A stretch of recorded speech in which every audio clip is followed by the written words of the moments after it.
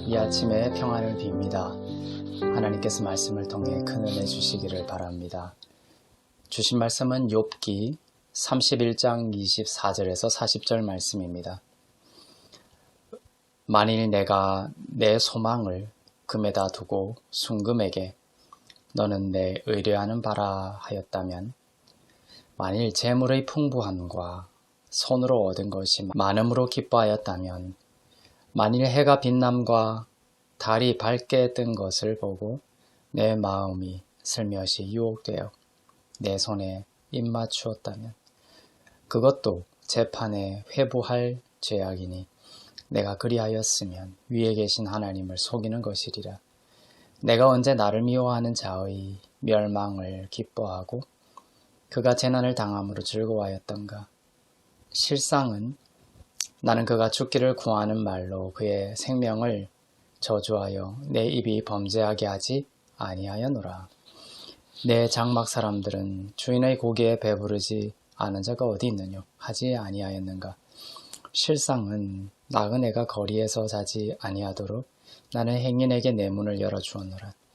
내가 언제 다른 사람처럼 내 악행을 숨긴 일이 있거나 나의 죄악을 나의 품에 감추었으며, 내가 언제 큰 무리와 여러 종족의 수모가 두려워서 대문 밖으로 나가지 못하고 잠잠하였던가. 누구든지 나의 변명을 들어다오. 나의 서명이 여기 있으니 전등자가 내게 대답하시기를 바라노라. 나를 고발하는 자가 있다면 그에게 고소장을 쓰게 하라. 내가 그것을 어깨에 매기도 하고 왕관처럼 머리에 쓰기도 하리라. 내 걸음의 수요를 그에게 알리고 왕족처럼 그를 가까이 하였으리라.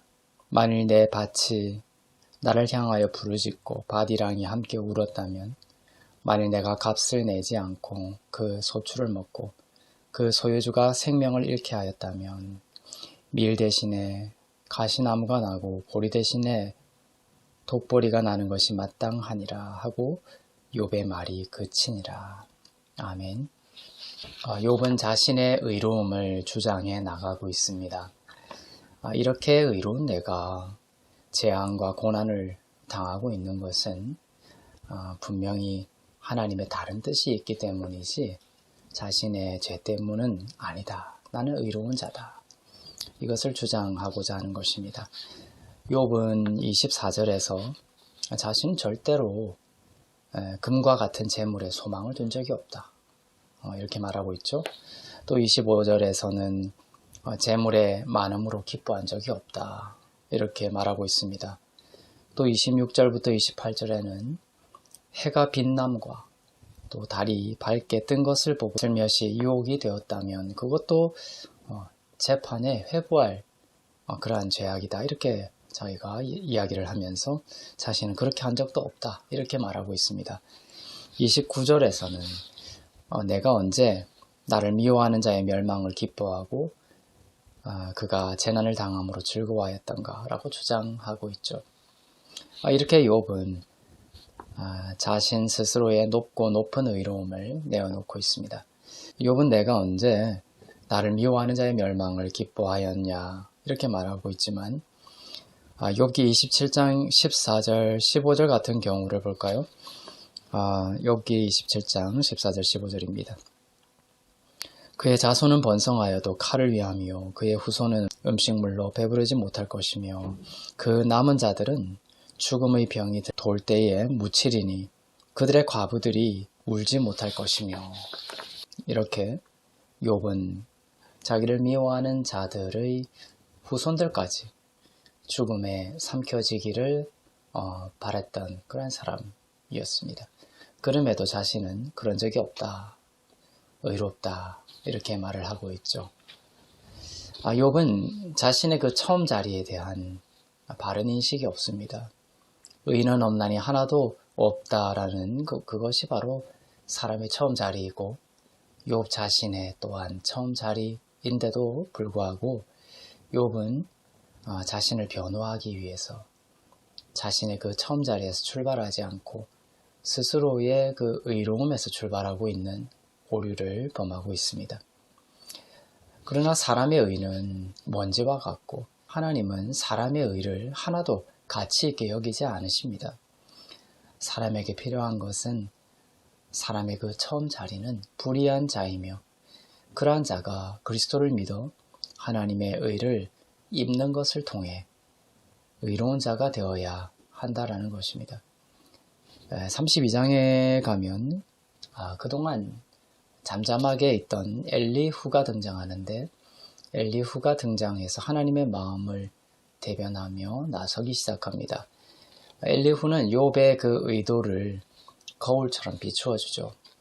욥기 32장 2절을 볼까요?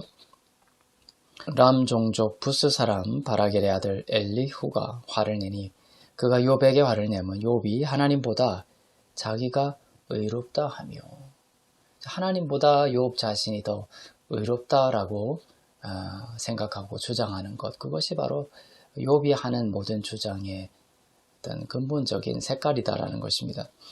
욥은 자기 스스로의 의로움을 셈이라고 아주 민감하게 높이고 있는데 그것이 자꾸 강화되어 마치 하나님보다 자기가 더 의롭다고 여기는 데까지 나아가고 있었던 것입니다. 엘리후는 이후 등장하여 욥의 잘못된 생각을 비추어주고 또 욥의 친구들의 잘못된 생각을 비추어주는데 욥은 자기의 의에 대해 절대적인 절망을 해야 하고 그리스도 안에서 주시는 하나님의 의를 잊고 새롭게 태어나야 했던 것입니다. 욥기도 역시 우리에게 복음의 메시지가 되어야 합니다. 즉 나를 방어하기 위해서 내 스스로의 의로움을 붙잡고 살아갈 것이 아니라 영원하고 참되고 흔들리지 않는 하나님의 의가 우리에게 필요하다라는 것을 욥기를 읽는 모든 자들이 깨달아야 하는 것입니다.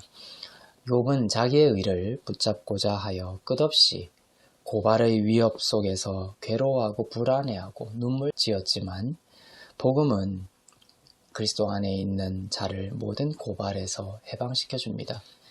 욥은 35절에서 이렇게 말하죠. 누가 나를 고발할 것인가? 라며 어떤 교만의 극치를 달리고 있습니다. 누구든지 나의 변명을 들어다오. 나의 서명이 여기 있으니 전능자가 내게 대답하시기를 바라노라. 나를 고발하는 자가 있다면 그에게 고소장을 쓰게 하라. 나를 고발할 것이 있으면 그것을 가지고 고발할 자가 있으면 고소장을 한번 써봐라는 것입니다. 전혀 그러한 고소를 당할 만한 일이 자기에게는 전혀 없다라는 것을 말하고 있죠.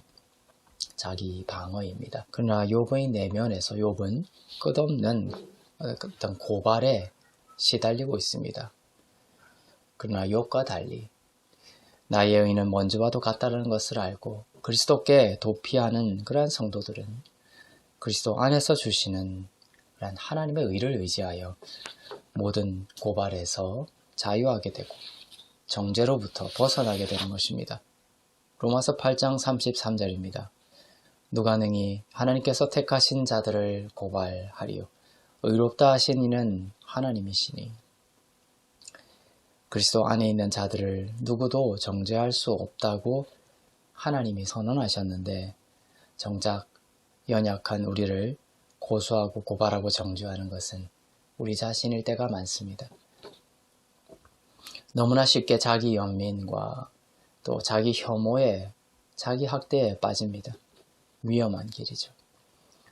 욥이 오늘 이렇게 말을 했죠. 누가 나를 고소하리요. 욥이 한 이 말 속에는 바로 욥의 어떤 잘못된 생각이 들어있지만 우리의 처음 자리를 알고 또 그리스도를 믿는 자들은 십자가의 공로를 의지하여 이제 참으로 말하고 선포할 수 있게 되었습니다. 누가 능히 하나님께서 택하신 자를 고발하리요. 의롭다 하신 이는 하나님이시니. 욥은 자기 스스로의 그 의를 의지하여 자기의 의로움을 주장하려고 했지만 결국 그 성경의 하나님의 거룩한 의 앞에서 욥은 고발당할 수밖에 없는 자였습니다. 그런데도 고발하고 고소해봐라 이렇게 이야기했던 욥의 무지를 우리는 보게 됩니다. 하지만 그리스도 안에 있는 자들은 자기의 그 의롭지 못함을 알고 그리스도의 피로 그러한 불의가 다 씻기고 하나님의 의를 입게 된 성도들은 이제 그리스도의 십자가를 바라보면서 누가 나를 정죄할 수 있으리요? 하나님이 나를 의롭게 하셨다. 이란 믿음으로 담대히 일어설 수 있는 것입니다. 바로 하나님의 사랑입니다. 그 사랑을 오늘 바라보며 올무와 절망에서 건진받는 주의 자녀들 다 되시기를 주님의 이름으로 축원합니다. 기도하겠습니다. 사랑의 하나님 아버지 감사합니다. 나의 의는 먼지와도 같습니다. 나의 처음 자리는 불가능의 자리였습니다. 이제 그리스도를 믿고 그리스도 안에서 한없는 하나님의 사랑을 받고 있는 나를 깨닫습니다. 누가 능히 하나님께서 택하신 자들을 고발할 수 있겠습니까? 나 스스로도 나를 괴롭히고 나를 정죄하는 그 마음으로부터 벗어날 수 있도록 지혜를 주시고 새 힘을 더하여 주옵소서. 구원을 경험하게 하옵소서. 감사드리며 우리 주 예수 그리스도의 이름으로 기도하옵나이다. 아멘. 안개가 날 가리워 내 믿음 흔들리려 할 때 나 주님께 나아가네. 주님은 산 같아서